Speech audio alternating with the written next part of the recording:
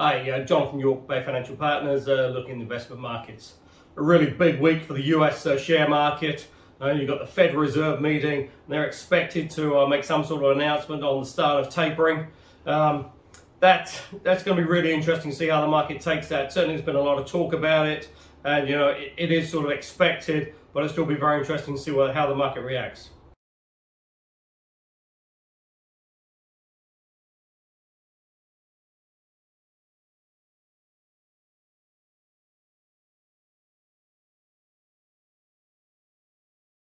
So that's obviously starting to reduce the amount of support the Federal Reserve gives to the market in terms of their asset purchases.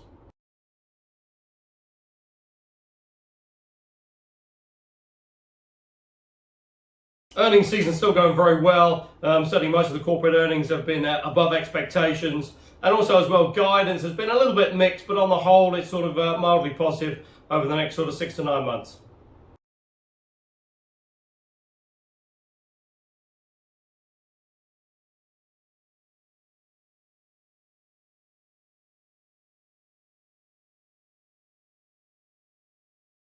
Now at the end of the week, we get a further big test with the unemployment data coming through. Now that's expected to be around plus 450,000 jobs created, and it's just going to be very interesting to see if the number can actually hit that mark, because certainly last month's data really was pretty weak.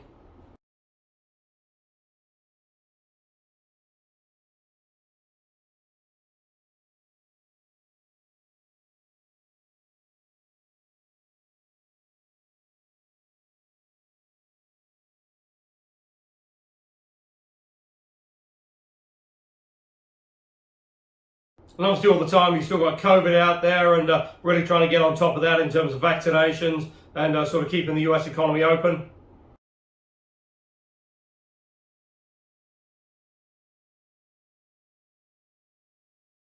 And then the impact of that on the supply chain, and obviously with inflation. Inflation really is pretty high in the US and looks like it might nudge a little bit higher. And economists then expect it to sort of flatten out and then start to fall back sort of second half of next year.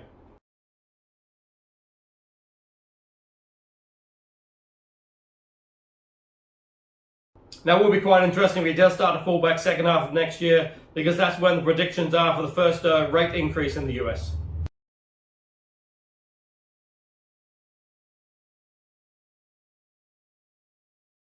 Now, obviously, much of that inflation is being forced by energy prices, and certainly oil is still well above $80 a barrel.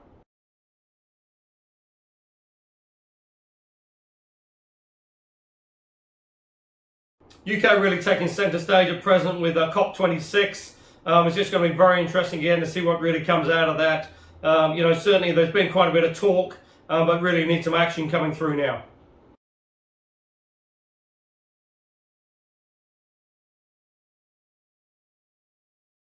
Although really not lost on many people that, it's quite interesting that on a climate change summit to try and save the planet, many of the participants have flown there, viewing that face-to-face was more important than the sort of Zoom digital meetings. But I say, quite ironical really, with the carbon footprint obviously to get there.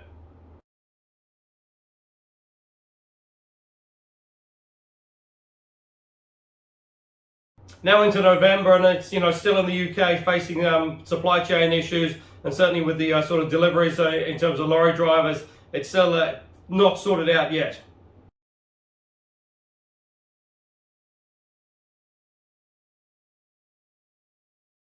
Likewise in Europe as well, and it's really starting to get quite critical now. Obviously, really, 7 odd weeks until Christmas.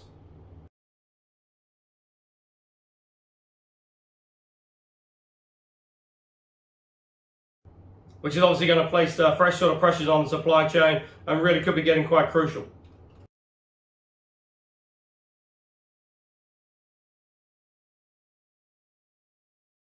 Closer to home in Australia, really opening up all the time.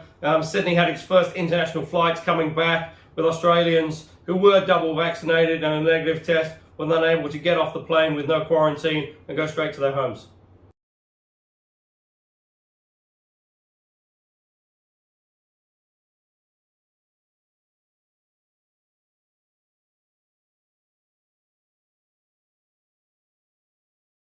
Now that's obviously a major step forward.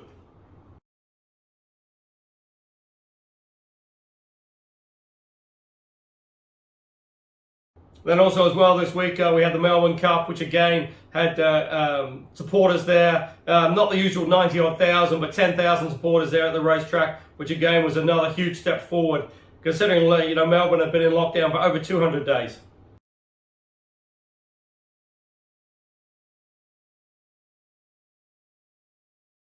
So obviously that's all encouraging and should be a boost for the Australian economy. Quite interesting. Economists now are predicting that the RBA probably won't look at moving rates in Australia now until 2023.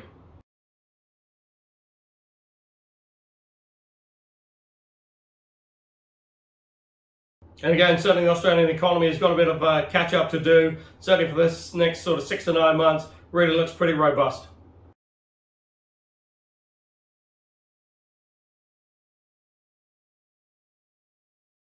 Now here in New Zealand, again, a difficult situation. We've had a further outbreak of COVID that was unlinked up in Northland, and that's put that region into a sort of a partial lockdown now, level 3.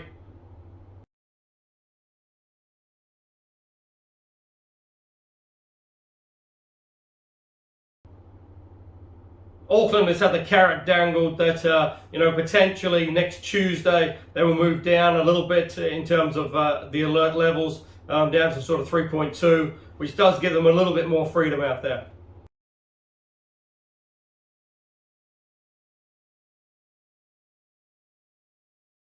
But still, really, the mass drive to get vaccinated. Auckland now is just sort of around that sort of 90% first vaccinations, and potentially on the sort of forecasting now, looks like sort of early December for a 90% double vaccination.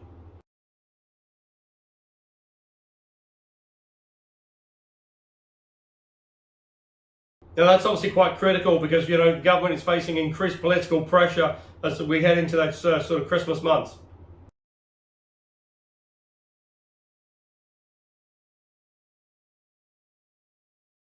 And the worry could be that if Auckland is still not allowed to travel at Christmas time, they're just going to say, well, to hell with it, we're just going to travel anyway.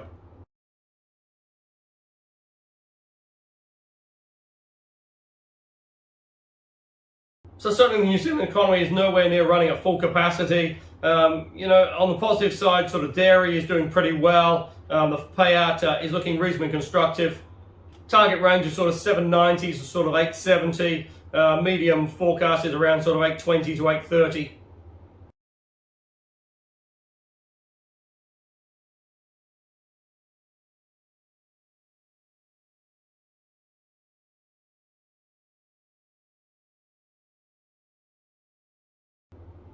And that potentially puts around $2 billion more into the economy than last year.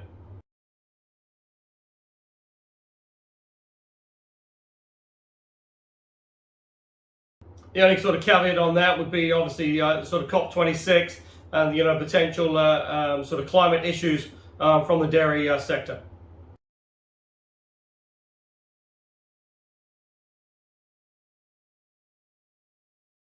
House prices still pretty rampant in New Zealand as well. Auckland house prices are up around 2.6%. And again showing little signs of sort of easing off at present.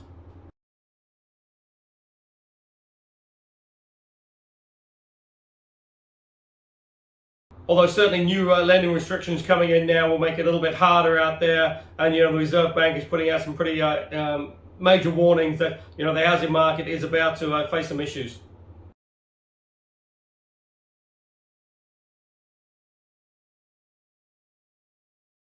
In terms of it won't be sort of plain sailing and the rampant price gains you've seen over the last sort of 12 to 18 months.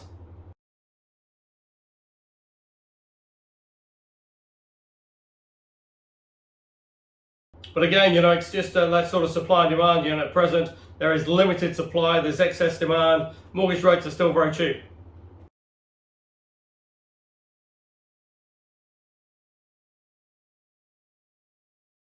Inflation as well is still a little bit of a worry in New Zealand. It's well over that 4% now. And it's just going to be very interesting to see if it is sort of short term or it is slightly more sticky over the next sort of 6 to 9 months.